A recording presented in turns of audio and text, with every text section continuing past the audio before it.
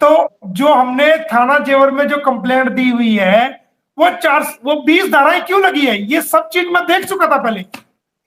बिल्कुल सही बात। इसको इसको सारी चीजों को मैं दिमाग में ऑब्जर्व कर चुका था और सारी चीजों को देख चुका था, तभी तो 20 धाराएं लगी हैं। और ये सीधी सीधी फर्जी है कि नहीं है, ये बताओ आप।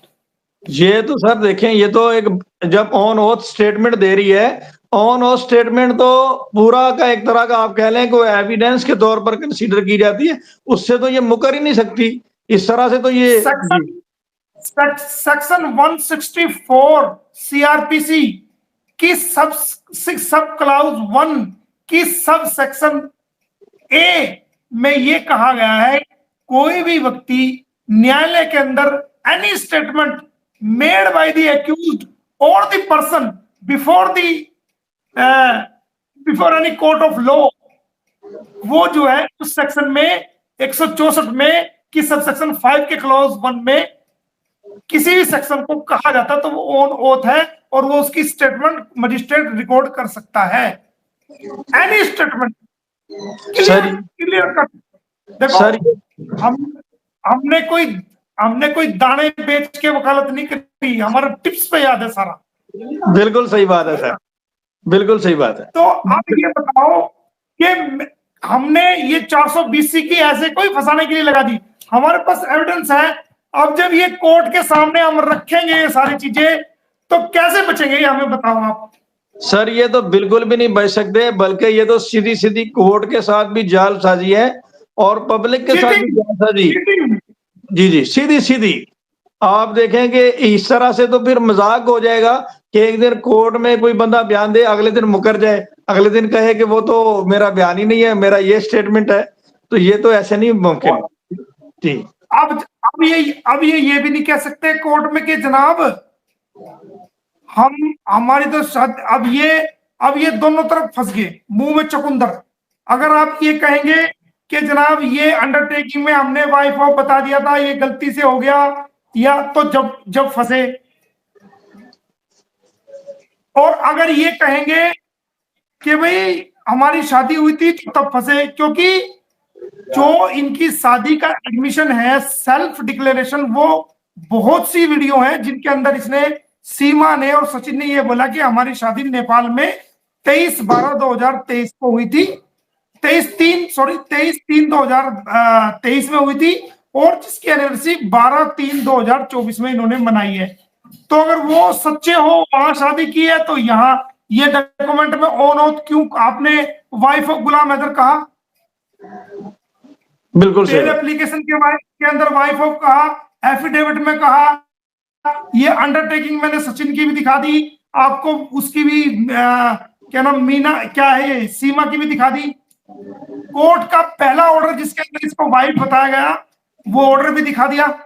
तो अब कोर्ट के सामने रख के जनाब पूछूंगा कि जनाब या तो ये कोर्ट जो आपने वाइफ ऑफ लिखा है तो ये ऑर्डर गलत है। हाँ, बिल्कुल सही बात है। या और अगर ये ऑर्डर ठीक है तो फिर इसका मतलब ये एक्यूज गलत है। अगर ये ठीक है तो ये ऑर्डर हमारा न्यायालय का गलत है, फिर तो इसका मतलब। बिल्कुल सही बात है सर, जिस तरह से आपने चीजों को एक्सप्लेन किया, ऑर्डर तो बिल्कुल दुरुस्त है। उसकी वजह यह है कि जो इन्होंने बेल पिटीशन पे लिखा, जो इन्होंने अंडरटेकिंग देते वक्त, जो इन्होंने एफिडेविट के देते वक्त डॉक्यूमेंट पेश किए, उसी को देखते हुए अदालत ने ऑर्डर किया, कोर्ट ने ऑर्डर कर दिया। तो कोर्ट का ऑर्डर तो बिल्कुल ठीक है, ये इनका झूठ बिल्कुल पकड़ा गया। और एक चीज और, जो कोई भी वकील होता है, मैं हूं या आप हो या कोई भी है, जब हम किसी की जमानत कराते हैं तो जो एफआईआर में लिखा हुआ आता है, और एफआईआर किसने दर्ज करी? पुलिस ने। तो इन्होंने पुलिस को बताया कि मैं सीमा हैदर वाइफ ऑफ गुलाम हैदर, तो पुलिस ने वही एफआईआर दर्ज कर ली, वही नाम लिख के। और जो एफआईआर कोर्ट में आई, जिस वकील ने जमानत जो कराते हैं, तो जो एफआईआर में लिखा होगा तो वही तो लिखेगा, और उनसे क्लाइंट से पूछता भी तुम्हारा नाम क्या है, और तुम्हारे बाप का नाम क्या है, क्या वाइफ ऑफ क्या है। तो वकील को तो जो क्लाइंट बताएगा वही तो लिखेगा। बिल्कुल सही बात है, बिल्कुल सही बात है। वकील ने खुद से थोड़ी लिखा है। तो ये तो हेमंत पराशर के साथ भी इन क्लाइंट ने, सीमा हैदर ने, सचे, इन्होंने हेमंत क्लास को भी जो ना धोखे में रखा, अपने वकील के साथ भी धोखा किया इन्होंने तो। उन्हें भी मिसगाइड किया। और वो भी आप देखेंगे, अभी एक चीज आप देखें, मैं एक बात का मुझे बड़ा खुशी भी हो रही है, और ये देखें कि ये एक तरफ अब इस तरह से बंद गली में दाखिल हो चुके हैं, जो लोग इस केस को गौर से देख रहे हैं ना, वो इस चीज को समझ गए होंगे कि इधर इन्होंने कोर्ट में कहा, जैसे मोमिन सर ने बताया कि इन्होंने कोर्ट में कहा कि जी, उधर इन्होंने कहा मैं वाइफ ऑफ गुलाम हैदर हूँ, और दूसरी तरफ इन्होंने कहा जी कि मैं उसकी बीवी हूँ सचिन मीना की। अब अगर ये आपके डेफामेशन में केस में साबित करते हैं कि ये उसकी वाइफ है, फिर भी फंसे, क्योंकि कोर्ट में गलत एफिडेविट दे चुके हैं, गलत अंडरटेकिंग दे चुके हैं। और अगर ये कहते हैं नहीं, तो फिर मीडिया पे और सारी चीजों पे क्यों बताया? तो जबरदस्त सर, क्या नाकाबंदी की है। इतनी मोटी चुकंदर मुंह में फंसा दी है, इतनी मोटी। बिल्कुल सही बात है। उसको निकलेंगे तो प्रॉब्लम, अंदर जाएंगे तो प्रॉब्लम। बिल्कुल सही बात है। और चैलेंज है, चैलेंज, मुंह बोले भैया बचा ले, बचा सकता हूं तो नहीं बचा सकता, वो खुद को बचा ले, बड़ी बात है। अभी जो बचा ले सूरत बन, वो भैया, खुद को, भैया आप भैया हो, बचा लो, अगर बचा सकते तो आ जाओ। अभी भी रास्ता है, मैं कहता हूं अभी भी रास्ता। मैं सारे लिटिगेशन सब, देखो सुलह एक ऐसी चीज है, ये फैमिली मैटर है, मियां बीबी का मैटर है। आप अपनी गलती को सुधारो, और गलती को सुधार करके अगर आपको सचिन के साथ रहना है या कहीं भी रहना है, उससे हमारा फिर कोई लेना देना नहीं। आप गुलाम हैदर के बच्चों को, गुलाम हैदर को सौंपो, और वो अपनी लाइफ का आप देखो कि आपने सचिन के साथ रहना है या कहां रहना है, या जेल में रहना है या कहां रहना है, वो आपकी जिम्मेदारी है। उसके बच्चों को कानूनी रूप से उनको दो, वरना ये लिटिगेशंस ऐसी ऐसी लिटिगेशंस हैं कि आप कानूनी रूप से किसी भी तरह आप बच नहीं पाओगे, आप जेल के अंदर सड़ोगे, और कोई जो आपके साथ आज खड़े हैं वो भी देखना, वो भाग जाएंगे छोड़ के, आपको मजदार में छोड़ के भागेंगे। सर वो छोड़ के भाग चुके हैं। आप देखें, रीमा रिंद को देख लें, वो भी छोड़ गई, और हेमंत परासर साहब को देख लें, वो भी छोड़ गए, और भी बहुत सारे लोग। अच्छा सर, मेरा आपसे यहाँ पे सवाल ये है कि ये जो मुंह बोले भाई हैं जिनका आपने जिक्र किया, ये तो खुद मुजरिम बन गए हैं, तो अब इसकी वकालत कौन करेगा? हेमंत परासर साहब भी गए, तो ये तो बिल्कुल ही फारिग हो गए। तो पंडित जी, आप सरकार, आप हमारे गवाह बन जाओ, आप ये कहो, गलती को मानो कि जी मेरे से गलती होगी, हम आपको केस से निकाल देंगे, और आप गवाह बनो कि इन्होंने ये गलत शादी की है, आप स्टेटमेंट दो कोर्ट में इनके खिलाफ, हम आपका नाम विड्रॉ कर देंगे। चलो ठीक है, अगर आपसे गलती हुई है और आप गलती मानते हो, लेकिन भविष्य में याद रखना, किसी की भी शादी कराओ तो पहले उसकी एज चेक करो, और ये एज चेक करने के बाद ये चेक करो कि ये पहले से शादीशुदा तो नहीं है, इसके बच्चे तो नहीं है, इसका तलाक हुआ है या नहीं हुआ, ये चीज चेक करो। और आप ये भी चेक करो कि ये माइंड रूप से ठीक है, कहीं ऐसा तो नहीं कि ये जहनी तौर से बीमार हो, या ये कोई पागल हो, या कोई मेंटल हो।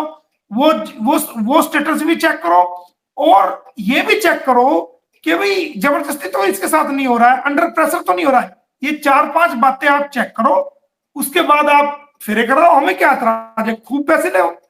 लेकिन आप आओ देखा ना ताओ देखा, फटाफट हमने फेरे करा दिए, तो फटाफट हमने सम्मन भिजवा दिया आपको। सर पन्नत कहता है कि मैं तो थोड़े से रोकड़े के चक्कर में फंस गया, मुझे इन्होंने कहा दावत बिरयानी खिलाएंगे आपको, और वो थोड़ा सा रोकड़े का लालच दे के इन्होंने फंसा दिया। नहीं, वो पंडित जी बिरयानी खाते हैं, मतलब जो सादी बिरयानी बनी होती है पंडित जी, जो हमारे वाली बिरयानी होती है वो तो चिकन वाली होती है, लेकिन ये पंडित जी जो होता है वो सादी बिरयानी खाते हैं, सादे चावलों की। तो वो उसके अंदर पराठे की सब्जी, वो पेठे की सब्जी, और पूरी, और रसगुल्ले, मिठाई, वो जो ना खाया भी, उसको पंडित जी का उसको खिलाया भी जाता है, और उसको बांध के भी दिया जाता है घर परिवार के लिए, सभी देते हैं, वो तो चलो अच्छी बात है, देना भी चाहिए। लेकिन मेरी समझ में बात नहीं आ रही कि तेरे को क्या हो गया। तो सीमा हैदर को तो सब जानते थे, पाकिस्तान की आई हुई है, 4 बच्चे थे, किसी की बीवी थी, तलाक नहीं हुआ था, तू वहां फेरे कराने क्या लेने चला गया? सर पंडित जी, जहां तक मुझे पता चला है, पंडित जी इस चक्कर में चले गए कि चले कोई बात नहीं, उन्हें पुश करके ले गए कि आप भी मीडिया पे आएंगे, सेलिब्रिटी बन जाएंगे, और रोकड़े के लालच में, थोड़ा बहुत रोकड़ा के लालच में उनको फंसा दिया बुरी तरह से। तो अब वो किराया लगाएगा, रबुपुरा से गौतम बुद्ध नगर तक हर तारीख पे खड़ा रहेगा, वकील अपॉइंट करेगा। अब तो उसका फजीता तो हो गया ना, दिक्कत तो होगी ना। बिल्कुल, बिल्कुल हो गया सर, कोई शक नहीं इसमें।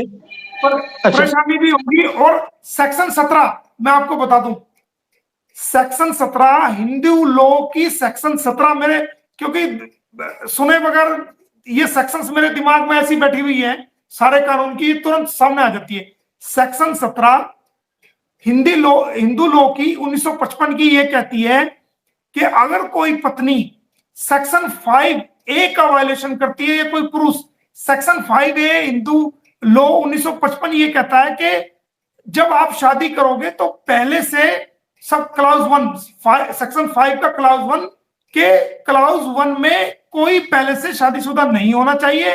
अगर पहले से शादीशुदा है तो वो तलाक उसकी होनी चाहिए। तो जहां पर सेक्शन 5 के क्लाउज 1 का वायलेशन होता है, वहां पर सेक्शन 17 हिंदू लॉ 1955 ये कहता है कि जहां सेक्शन 5A के क्लाउज 1 का वायलेशन होगा, वहां सेक्शन 17 लागू होगी। और सेक्शन 17 में 494 आईपीसी के तहत बाईगैनी करने पर आपको 7 साल तक की कैद होगी। बिल्कुल सही बात है सर। ये जितनी चीजें आपने बताई हैं, एफिडेविट और अंडरटेकिंग और बहुत सारी चीजें, जिस तरह से आज आपने केस को खोल के बताया और हमें पता चला है कि ये किस किस तरह के कांड इसके सामने आए हैं, इसके बावजूद एटीएस और पुलिस का इस तरह का बिहेवियर को उन्होंने डिले किया है, तो अभी आप क्या समझते हैं कि अभी इन फ्यूचर भी कोई डिले करेंगे या आप सुधर जाएंगे ये देखने के बाद? नहीं, मैंने लिखा है कि इस केस में ज्यादा देरी ना की जाए, क्योंकि ये हमारे समाज के अंदर एक तरह से गंद फैला रही है, झूठ फैला रही है, दो समुदायों में लड़ाई कराने की कोशिश कर रही है, उल्टे सीधे बयान दे रही है। और इसका मकसद ही सिर्फ रील बना बना करके सेक्शन 11A फॉरेनर्स एक्ट का वायलेशन करना है, जिसके अंदर सेक्शन 11A कहती है कि कोई रील नहीं बना सकते ये, लेकिन ये फिर भी कानून तोड़ रही है। और अंडरटेकिंग में कहती है कि मैं कोई कानून नहीं तोड़ूंगी। तो बहुत जल्दी इसको जेल कराएंगे, उसके बाद सब कुछ ठीक हो जाएगा।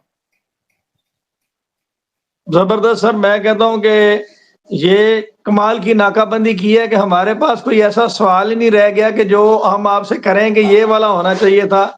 आपने मैक्सिमम एफर्ट्स किए और वो तमाम रास्ते अडॉप्ट किए हैं जो एक वकील के जहन में आते हैं कि यार ये होना चाहिए था, ये अगर हो जाता। ऐसी कोई ऑप्शन ही नहीं है बची कि जो कही जाए कि